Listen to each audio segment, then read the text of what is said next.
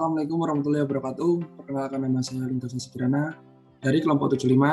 Di sini saya sebagai narator dari yang akan membacakan presentasi tugas postes praktikum pemrograman komputer tahun 2021 yang bermateri modul 1. Oke, yang pertama saya akan membacakan tujuan praktikum karena modul 1 ini memiliki tujuan tersendiri dari praktikum. Yang pertama adalah mengasah kemampuan kita dalam membuat program sederhana menggunakan aplikasi Python. Yang kedua, menambah pengetahuan dan wawasan dalam membuat aplikasi dengan Python. Dan yang ketiga adalah melatih kedisiplinan kita waktu pengerjaan, di mana kita dituntut sesuai dengan deadline serta peraturan yang berlaku. Yang selanjutnya adalah, apa itu Python? Python merupakan bahasa pemrograman interpretif multiguna dengan filosofi perancangan yang berfokus pada tingkat keterbacaan kode. Itu adalah pengertian secara singkat apa itu Python. Yang selanjutnya adalah kelebihan serta kekurangan Python. Yang pertama adalah kelebihan. Python sendiri mempunyai kelebihan yang pertama, ringan untuk dijalankan. Yang kedua, aplikasi tidak membutuhkan RAM yang besar. Dan yang ketiga, mampu menangani fungsi HTTP request. Yang keempat adalah mudah untuk diperiksa secara menyeluruh serta tidak ribet. Yaitu selanjutnya memiliki kekurangan. Yang pertama adalah tidak memiliki ARM dan database layer bawaan. Yang kedua, tidak SNE friendly. Yang ketiga, beberapa penugasan terdapat di luar Python. Itu adalah kendala dari Python.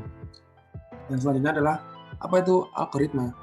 Algoritma adalah urutan langkah logis yang digunakan untuk menyelesaikan suatu masalah.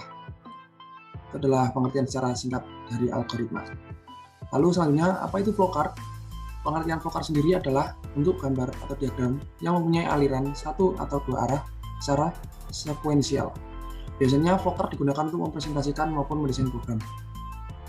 Yang selanjutnya saya akan menjelaskan mengenai skrip pengulangan. Apa itu skrip pengulangan? Skrip pengulangan itu dilakukan seperti contoh pada PPT yang saya tunjukkan ini. Contoh pada skripnya yang saya telah buat ini. Itu pengertiannya adalah kode yang Anda masukkan salah. Itu berarti Anda pengguna itu memasukkan kode yang ada itu atau password itu Anda memasukkannya secara salah. Jika salah, maka akan keluar tulisan kode yang Anda masukkan salah. Jika Anda memasukkan password atau voucher yang benar, maka yang akan keluar adalah lanjut pada tahap pengisian selanjutnya dan tidak akan mengulangi. Lalu selanjutnya adalah penjelasan skrip pengandaian. Maksudnya itu skrip yang telah saya buat ini, maksudnya ketika menginput sama seperti tadi ya, hampir sama.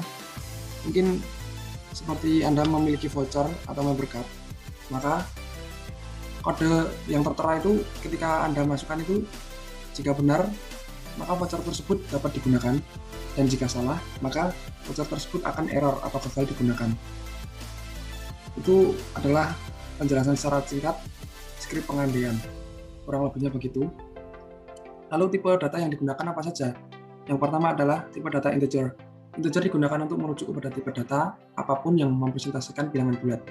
Yang kedua adalah tipe data string, adalah tipe data yang bisa menampung banyak karakter sekaligus. Atau bisa dengan kata lain, string adalah tipe data untuk teks yang merupakan gabungan huruf, angka, spasi, dan berbagai karakter lainnya. Sekian yang bisa saya sampaikan, kurang lebihnya mohon maaf. Akhirul salam, wassalamualaikum warahmatullahi wabarakatuh.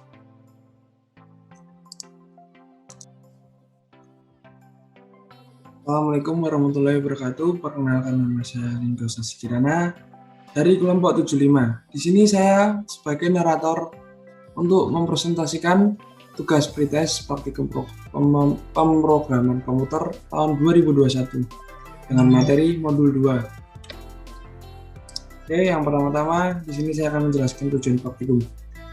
Karena pada materi modul 2 ini memiliki tujuan tersendiri, antara lain sebagai berikut. Mari kita simak. Yang pertama adalah mengasah skill kita dalam membuat program dengan menggunakan PySite 2. Menambah pengetahuan serta pengalaman kita dalam membuat program dengan menggunakan PySite 2. Yang ketiga adalah melatih kita disiplin ketika pengerjaan, karena di mana kita dituntut sesuai dengan deadline serta peraturan yang berlaku pada praktikum ini. Yang selanjutnya adalah pengertian dari GUI. GUI mempunyai pengertian sebagai berikut. adalah antarmuka pada sistem operasi atau komputer yang digunakan menu grafis agar mempermudah para penggunanya untuk berinteraksi dengan komputer atau sistem operasi. Yang selanjutnya adalah pengertian PySide 2. PySide sendiri mempunyai pengertian yaitu merupakan program library Python yang digunakan untuk membangun aplikasi GUI. PySide 2 juga masih berbasis sama dengan Python, yaitu fungsinya digunakan dalam membangun aplikasi berbasis Qt. Yang selanjutnya, di sini saya akan menjelaskan mengenai penjelasan program menu utama. Pada menu utama ini terdapat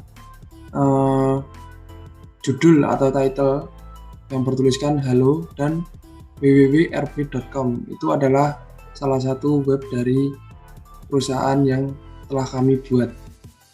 Yang seterusnya adalah pada bagian header terdapat judul menu utama. Lalu di bawah header itu terdapat opsi logout. Jika logout diklik, maka yang akan keluar adalah exit serta logout. Lalu pada akun, jika diklik adalah munculnya stok barang dan harga barang. Lalu selanjutnya di sini saya akan menjelaskan perhitungan. Perhitungan yang kami tuliskan pada skrip ini adalah tentunya terdapat judul header perhitungan ya. Lalu terdapat tanggal dibelinya sebuah produk tersebut, lalu jenis produk, jika diklik ini maka akan keluar jenis-jenis produk yang dalam perusahaan yang telah kami buat tersebut.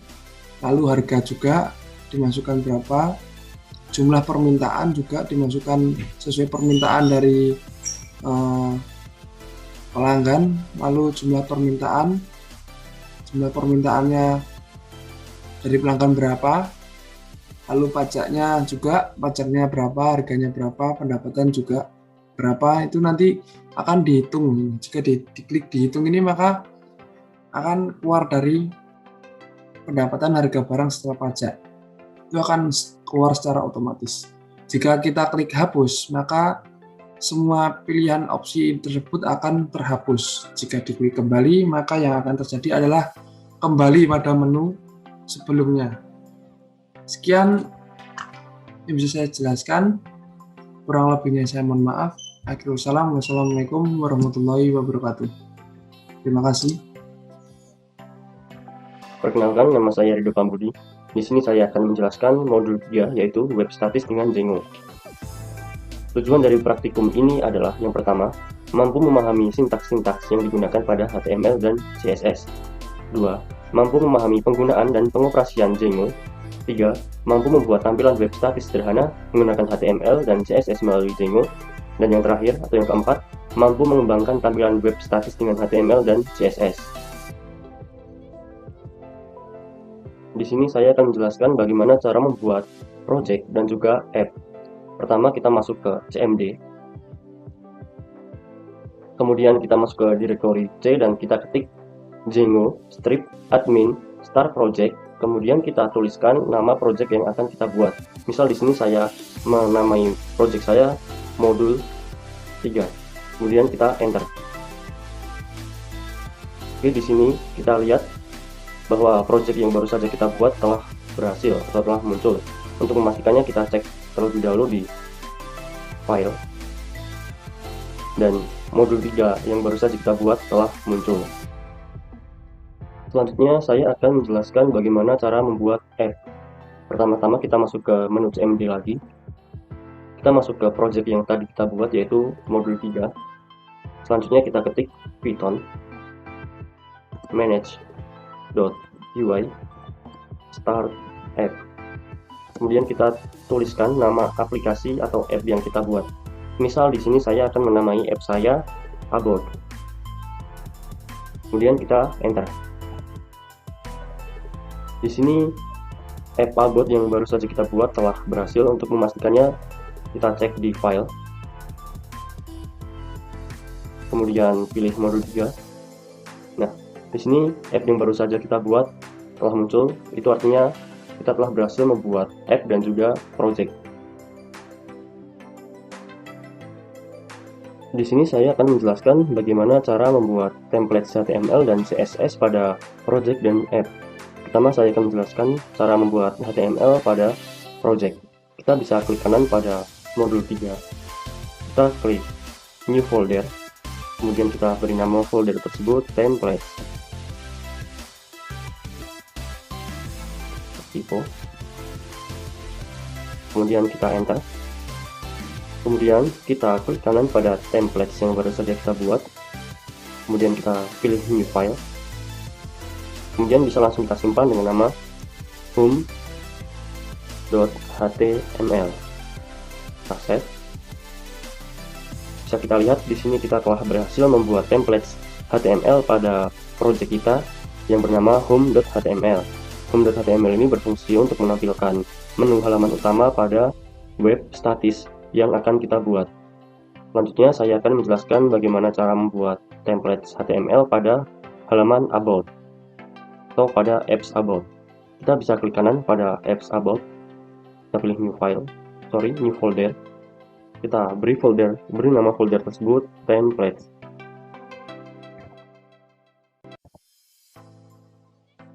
Kemudian kita klik kanan pada template, kita pilih new folder lagi, kita beri nama folder tersebut about. Kemudian kita klik kanan pada about, kita pilih new file, bisa langsung kita simpan, kita beri nama file tersebut product.html, kita save. Bisa kita lihat di sini kita berhasil membuat HTML atau template HTML pada app about. Product.html ini berfungsi untuk menampilkan halaman produk pada menu about atau pada apps about.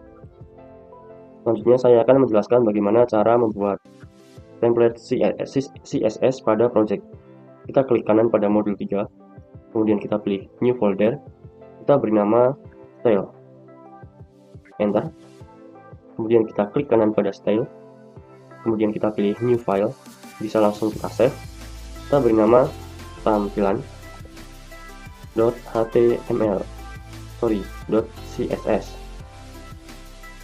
Tampilan.css. Kemudian kita save. Kemudian kita lihat di sini kita berhasil membuat template CSS dengan nama tampilan.css pada project yang kita buat. Tampilan.css ini berfungsi untuk mengatur atau memberi desain pada web yang akan kita buat nanti. Selanjutnya saya akan menjelaskan script HTML dan juga CSS pada program yang kita buat. Pertama saya akan menjelaskan script HTML pada project kita, yaitu kelompok 75 atau modul 3. Kemudian kita klik pada templates, kita pilih home.html.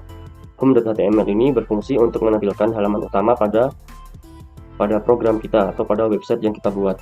Pada home.html ini juga terdapat informasi, yaitu mengenai PT Redtip Denpasar Indonesia atau perusahaan yang kita punya, dan juga alamat, nomor telepon, dan email. Selanjutnya saya akan menjelaskan HTML pada halaman about.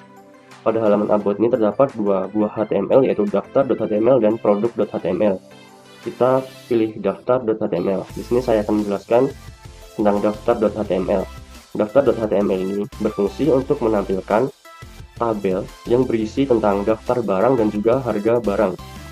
Pada program kita sendiri terdapat 10 daftar barang beserta harganya. Pada halaman ini juga terdapat footer yang berisikan nama perusahaan, alamat, nomor telepon, dan juga email. Selanjutnya, produk.html. Produk.html ini adalah halaman yang berfungsi untuk menampilkan gambar produk yang akan kita jual. Gambar tersebut terdiri dari 10 gambar beserta keterangannya, seperti skincare, Dettol skincare 100 gram, Dettol original 100 gram, dan lain sebagainya. Selanjutnya saya akan menjelaskan apps kontak. Kontak ini adalah kontak us. Kontak us berfungsi untuk menampilkan sebuah form, yang dimana form tersebut dapat kita gunakan untuk mengirimkan kritik dan saran kepada perusahaan dengan cara memasukkan kritik dan saran kita ke sebuah kolom. Kemudian saya akan menjelaskan halaman Explore Us. Pada halaman Explore Us, ini merupakan halaman yang berisikan tentang perusahaan tersebut. Halaman Explore Us berisi tentang deskripsi perusahaan dan juga informasi mengenai perusahaan. Untuk program yang kita buat ini, informasinya adalah sebuah produk terbaru dari PT Redkit Linkisser Indonesia. Kemudian, saya akan menjelaskan template CSS pada program yang kita buat. Ini merupakan templates yang kita gunakan untuk membuat program atau untuk menata tampilan program. Seperti kita lihat di sini terdapat banyak sekali script CSS seperti menu, konten, add, left bar, dan lain sebagainya. Kita bisa lihat di sini terdapat body. Body di sini merupakan tampilan atau script yang mengatur tentang background color atau background size dan lain sebagainya. Di sini juga dapat menampilkan gambar background yang akan kita pilih. Kemudian menu.ul merupakan tampilan atau script yang bisa kita gunakan untuk mengatur menu. Kemudian terdapat konten. Konten di sini kita bisa gunakan untuk mengatur halaman konten. Kemudian terdapat add. Add di sini kita mengatur halaman add, left bar. Left bar di sini kita mengatur halaman pada Explore Us yang bisa membuat halaman Explore Us itu samping kanan kiri itu ada tulisannya semua atau sejajar. Sekian penjelasan dari saya, kurang lebihnya mohon maaf. Di sini saya akan menjelaskan tentang mode 4 yaitu web dinamis dengan Django. Yang pertama, tujuan dari praktikum ini adalah mengenal dan mengetahui cara kerja website dinamis. Kedua, mampu membuat database dan tabel pada MySQL. 3. Mampu memanipulasi data di dalam tabel. Kemudian, penjelasan mengenai database. Database merupakan kumpulan data yang terorganisir yang umumnya disimpan dan diakses secara elektronik dari suatu sistem komputer. Pada saat pangkalan data menjadi semakin kompleks, maka pangkalan data dikembangkan menggunakan teknik perancangan dan pemodelan secara formal. Manfaat database adalah yang pertama, mengelompokkan data dan informasi sehingga lebih mudah dimengerti. 2. Mencegah terjadinya duplikat data maupun inkonsistensi data. 3. Mempermudah proses penyimpanan, akses, pembaruan, dan penghapusan data. Kemudian, saya akan menjelaskan tentang pemrosesan CRUD atau create, read, update, dan delete. Yang pertama, create. Create merupakan proses bagaimana caranya untuk membuat database baru. Kemudian read merupakan bagaimana program bisa menampilkan sebuah data yang telah kita isikan. Kemudian update merupakan bagaimana cara program untuk bisa memperbarui sebuah data. Kemudian yang terakhir yaitu delete merupakan cara bagaimana program untuk menghapus sebuah data yang telah kita buat. Kemudian implementasi pada sistem informasi. CRUD adalah fungsi yang dapat digunakan untuk diterapkan pada sistem basis data yang membantu proses pengolahan informasi secara sistematis. Contohnya, dapat digunakan untuk mengelola informasi di sebuah sistem pemerintahan, atau sistem perusahaan, ataupun sistem-sistem yang lain yang menggunakan database. Kemudian, manfaat website dinamis yang kita buat, yaitu dengan adanya database perusahaan, proses penyimpanan, akses, pembaruan, dan penghapusan data bisa dilakukan dengan mudah. Selain itu, data pada database tidak mudah diubah oleh semua orang, meskipun data digunakan oleh berbagai pihak, karena dapat dikontrol dari server pusat saja. Sekian presentasi dari kelompok kami, kurang lebihnya mohon maaf. Wassalamualaikum warahmatullahi wabarakatuh.